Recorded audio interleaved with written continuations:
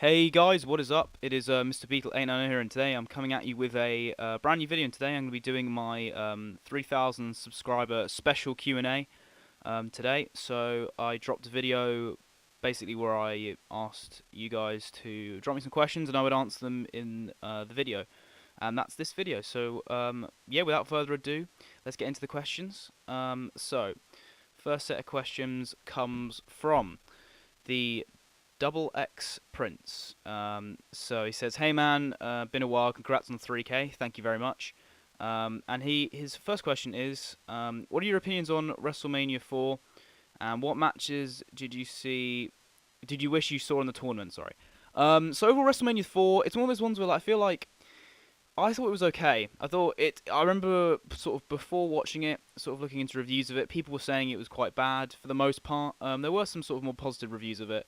But I thought it was alright. Like, I mean, it was one of those, it's always hard to do tournaments in on pay per view and sort of have loads of these classic matches. I thought it was okay. I mean, I thought that the overall payoff with Savage winning the belt was a great moment. And then it obviously planted the seeds for the Mega Power split within the next year.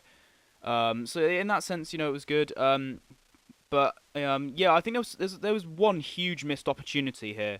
When they were doing the tournament, I think they should have done in the semi-finals of the tournament, Savage versus Steamboat. That would have been incredible, a year after their WrestleMania 3 match for the IC title, and then Savage can get the win, and it'd be sort of like he sort of avenges his loss from the last WrestleMania, and even if the match obviously wouldn't have been as good as WrestleMania 3, just because I don't think they would have been given enough time, but it still could have been an awesome match, and it would have been awesome to see, I think. Yeah, I think that would have been awesome. So yeah, and then the next question he asks is, who do you see retiring John Cena? To be honest with the whole Cena thing, I think it's not going to necessarily be someone retires him. I think he's just going to retire when he just physically cannot wrestle anymore. So I don't know if it's any one particular person. If it was a particular person, I feel like the person's not in the company yet, if I'm being honest, because Cena, I think, is going to be around for a long, long time. And his final question is, do you watch Lucha Underground? I honestly don't. I've seen tiny bits here and there, and I hear people talk about it a lot. For example, I listen to Solo Monster Sounds Off, so he talks a lot about Lucha Underground. But again, I've never really watched it properly. Yeah, it's one of those things where it's very sort of people either really sort of like and get it, or they just don't. I feel like I probably would enjoy it if I saw it because it's something different, something unique, and I appreciate from the sounds of it, I sort of appreciate what it's doing. It's sort of more like a TV show than a actually. It's an interesting concept for sure. I've just never really got into sort of watching it properly. But yeah, thanks for the questions, mate. I really appreciate it. So next we've got Radical Velocity. He says congrats on 3K. Thank you very much. Now he says, who do you think should play the next James Bond? Now I think it's a tough one because to be honest, my knowledge on the current acting scene is not great. But one person that comes to mind, and again, I don't know, he probably wouldn't be able to do it because of other commitments, all that stuff. But in an ideal world, I think Tom Hiddleston would be pretty good. I think he could pull off the role quite well. But there's loads of other choices, and I think the ones that people suggested, I think are all very good. So, yeah, I think Tom Hiddleston would be mine though. His next question is, who's your current favorite NXT wrestler? It's got to be, for me, Adam Cole. There's something about just him and the Undisputed Era in general. They just ooze this, cool factor that it's really hard to do in wrestling now. There's not many people who, or especially with factions, when they came out, you just enjoyed watching them come out. Like, The Shield had that, I thought. But yeah, and the Wyatts to an extent. But yeah, Adam Cole, I just love everything about him. I think he's a great worker. He's got his character down on point, I think. Yeah, and he's just such a good dick, So for me, it'd be Adam Cole. But there's loads of choices, for favorite NXT wrestler. But for me, it's got to be Adam Cole, I think. What has been your favorite takeover so far? Is his next question. For me, it's got to be Takeover Orlando. Just an incredible incredible pay-per-view from top to bottom. All the matches were all really, really enjoyable. And your weakest match is Austin Aries versus Baron Corbin. I think that says quite a bit. And the match was actually pretty decent as well, to be honest. Nakamura and Zayn, Balor and Joe. American Alpha versus the Revival, Asuka and Bailey. Like, it was just a tremendous show. I think it's for me. It's gonna take a lot to top that NXT card. I mean, some people think that they've done it. I personally don't, but that's just my opinion. But yeah, NXT Takeover Orlando is my personal favorite NXT Takeover. So thanks for the questions, mate. Next we get on to the Wrestling Reviewer 809, and he says, "Congrats on 3K again. Thank you very much." So his first question is, favorite food. Mine is either pizza or chicken. Mine is well, it's a curry, but it's what I get is I get a tandoori chicken, pilau rice, and some sagaloo. You just put it all together, and it's an incredible combo. It's a deadly trio of foods. Like, it's so good. I would definitely recommend. I would definitely recommend that. That's my favorite food anyway. With cheese and bacon burgers at a close second. And then his second question is, do you watch TV shows nowadays? Not current ones, really, to be honest. I more just sort of sometimes go back and watch shows on stuff like Netflix. So, I've, over like the last year or so, last few years, I've obviously watched stuff like Peep Show. I finished Friends recently, actually.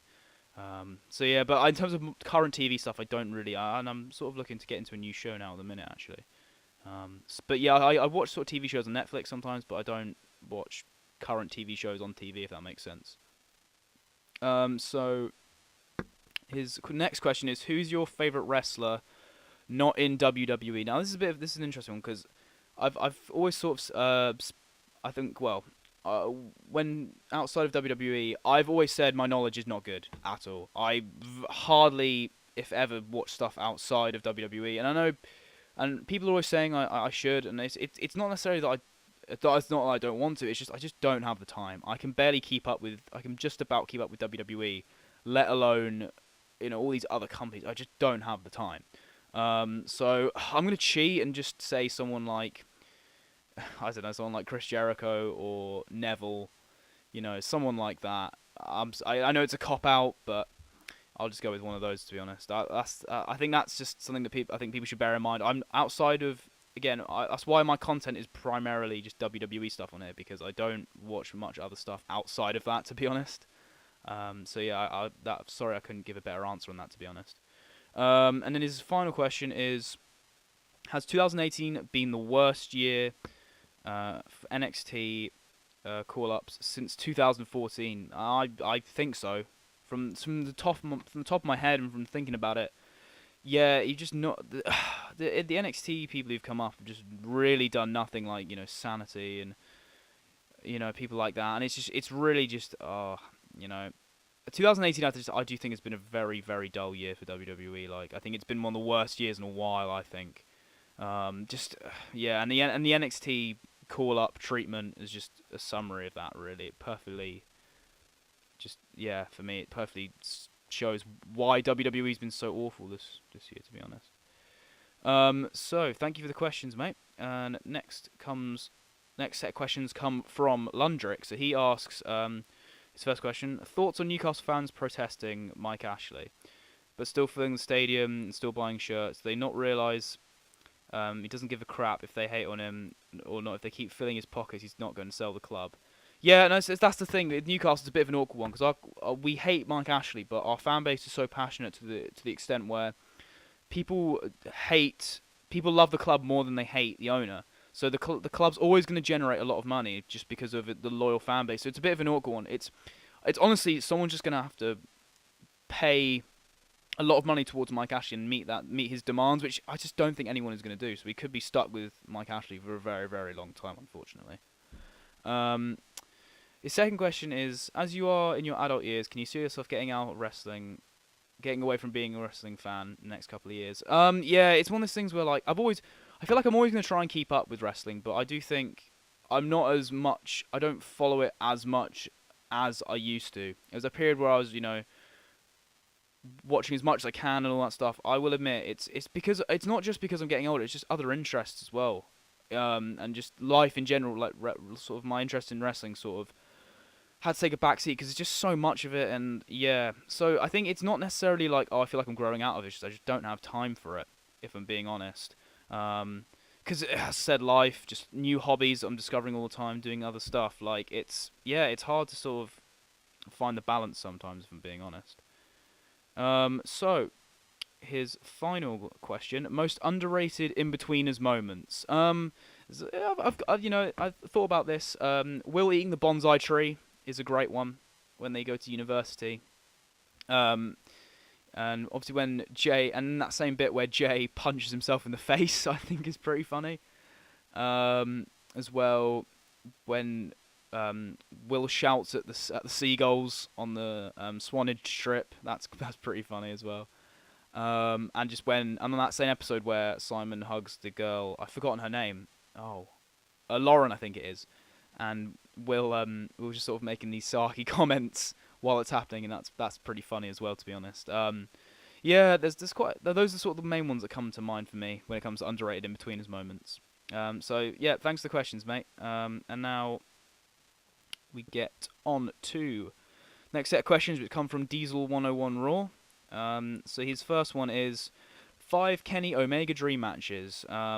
So I will go for, and this is talking about. I mean, some of these people may have had matches with Kenny Omega before, but I'm just gonna go for sort of a WWE environment because that's, as I said, that's my sort of forte, as it were. So I'll say Kenny Omega versus Samoa Joe versus AJ Styles versus Seth Rollins versus Finn Balor. Like I'm very sure they've had matches outside, out in the Indies, that sort of thing. But I'm just talking about in WWE. So it's technically not a dream match, but I'm putting it in there anyway. And finally, I will say Daniel Bryan. Again, they might have had possibly outside. I can't remember, but yeah, it's all in WWE environment. So it'll be first time evers, but not really. So yeah, those are my Kenny Omega dream matches. His second one is my watching the Aquaman movie when it comes out. No, I've just I really didn't watch much Aquaman, to be honest. My only exposure to Aquaman is just when they reference him in some of the older Family Guy stuff, and that's honestly it. So I probably won't. His third question is thoughts on the Black Panther movie. Haven't seen it, honestly, and I know that's really bad because I want to see it. It does look very, very good. But I've just not got around to seeing it. But I've heard it's very good, and I will get round to watching it at some point. But unfortunately, I can't tell you my thoughts on it because I've not seen it. His fourth question is the most overrated rock band of all time.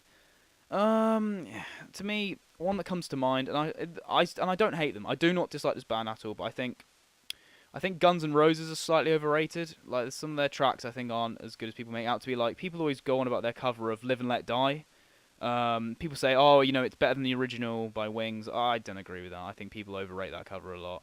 I just think in general, Guns N' Roses just aren't. They're good. The Appetite for Destruction is a fantastic album. It's one of the greatest albums ever. But I don't know. I would take a band like Bon Jovi over Guns N' Roses, for example. And another band. I mean, they're more of indie rock, but I'll put them in this category. I'll say the Stone Roses because I've tried a number of times to get into them. I tried to listen to their debut album. I've tried about 3 or 4 separate times, and I just find it so boring. I can't get through it, and it kicks off with the song "I Want to Be Adored," and that's like their sort of most well-known song. I just find it really, really boring. Honestly, I can't get into the Stone Roses. Unfortunately, I find them quite boring. If I'm being honest, and quite samey.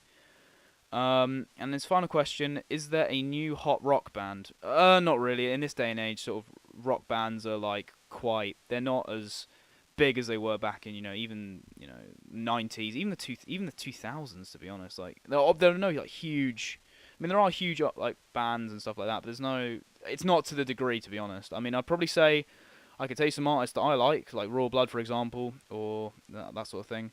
I mean, Greta Van Fleet have gotten a lot of attention in sort of the rock community, but I don't know. From what I've heard of them, they have the potential, but to me they sound too close to Led Zeppelin in some senses, if I'm being honest. But I think they have potential for sure. So thanks for the questions, Diesel. Next set of questions comes from Prince of Strong Style 9v2. So he says, before I ask away, congrats on 3,000 subscribers. Keep moving forward if you plan to reach higher. Thank you very much. I will bear that in mind. So he asks first, what are your favorite wrestling DVDs and documentaries? Oh, there's just too many to name, really. I remember watching Beyond the Mat. That was a really interesting watch. Documentaries on people like Edge, Chris Jericho, the Bret Hart stuff I've seen is really interesting. It's tough. There's so many. Like those come to mind though for me. Um, what are some of your favorite movies and shows to watch? So in terms of films, Forrest Gump, classic. Back to the Future, Star Wars trilogy, the original ones. License to Kill, GoldenEye, Skyfall, Casino Royale. Those are some Goldfinger as well. Those are some great Bond films I always go back to. What else? There's a sort of rock mockumentary film called The Ruttles. It's quite good. It's like a parody of the Beatles. That I enjoy that. I think that's very very funny. Superbad, another one, great comedy that comes to mind. Yeah, those are the ones that come to mind when I think of favorite films. In terms of TV shows, The Inbetweeners, Peep Show, Friends I really enjoyed as well. Getting through that, that was a good show. Simpsons, South Park, Futurama, that sort of stuff. Those are my go-to shows. Um, then he asked me to rank the five most beautiful, hottest year. Uh, Wait, five? Rank the five most beautiful. Oh, right, yeah. So basically, just rank the five hottest women in wrestling today, basically. So off the top of my head, I'm just gonna go for Alexa Bliss, Lana. Trying to think. So yeah, Alexa Bliss, Lana, Zelina Vega. I will say also. Yeah, I'll go Mickey James. Yeah, I'll throw Mickey James in there as well. She's still. And finally, I will say. I'll throw Nikki Bella in there. She's back. Bella's are back now, so that technically counts. So that's what. Those are my top five. Um, and then his fourth question: what do you think, in simple terms, are WWE's the biggest issues WWE has on its main roster? I think, to be honest, it's just the way people are presented. So many of the people on the rosters are presented like just complete shit, and just the overall presentation and booking of mid card feuds. Like no, I mean, apart from now the Intercontinental titles had a recent renovation in the last couple of years or so with sort of bigger names getting the belt. But a lot of but even sort of the mid card feuds that aren't over mid card titles, just in general, just some of the mid carders, they're not presented that well, and there's not really many storylines. It's more just like match for match sake. And I just think as well, the rosters I think the problem is the rosters. I think there's just too many events going on as well. That means matches don't feel special anymore because we've seen nearly every combo, every like match combo with people involved, and yeah, I think it makes matches less special as well. I think. His final question: what type of job / career do you see yourself chasing after? I think it'd be journalism at the minute. That's kind of what I'm thinking at the minute. Whether that be sport, maybe music, that sort of thing. That's the direction I sort of think at the minute I would quite like to go into. But things can change. I'm off to university, and pretty soon I'm doing a degree I'm gonna be doing a degree in journalism. So that's kind of the career I would like to go into. But time will tell. We'll see what happens. But that's sort of where I think I'm heading at the minute. So thanks for asking those questions, mate. And finally, last set of questions come from the Destroyer BHB, I believe that says. Sorry, I couldn't. Yeah, BHB. Sorry, I couldn't read that for a second, but that's fine. And so his first question is worst rivalry.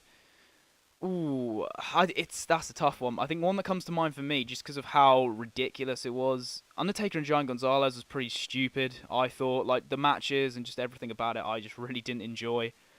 The Nikki Brie Bella feud that was in 2014 was dreadful as well. Those are the two that come to mind for me. I mean, yeah, I probably could think of other ones as well, but those are the two ones that come to mind. And his final question, the final question of the Q&A, worst pay-per-view. So the worst pay-per-view I have ever seen. I have not seen Heroes of Wrestling. I've heard that is awful. I I probably will end up watching it at some point just to see how bad it is, but for now I'm not. But the worst pay-per-view I have seen is ECW December to Dismember 2006. It's honestly god awful. Outside of the opener, it's god awful. But I wouldn't. You don't even have to watch the opener, to be honest, because it's not even. It's not a, a blow away match. It's a good opener, but that's about it. So yeah, that's it for the video, guys. Thank you so much for watching, and thank you all for 3,000 subscribers. It honestly means so much to me. To think having 3,000 of anything, it just seems incredible. And the fact that I have, there's been 3,000 different YouTube accounts that have clicked the subscribe button to this account in the last few years, it's honestly incredible. So yeah, thank you guys so much for watching. If you haven't, like and subscribe. And so yeah, once again, thanks for watching, guys.